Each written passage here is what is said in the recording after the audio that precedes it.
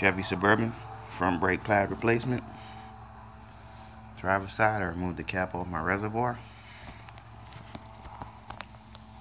You want to remove your center lug. It's just held on by these plastics. They are 22 millimeter.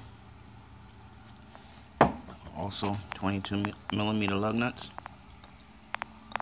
Removes your tire. Come down to your caliper. There's two 19s. As you can see, I have them loose, one on top, one on the bottom. And take those off to remove your caliper.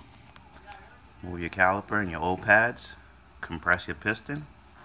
Reinstall your new pads. Wear strip on the inside. Put back on your caliper. Tighten back up your 19s. Put your wheel and tire back on. Cover back your reservoir. Put your cap back on.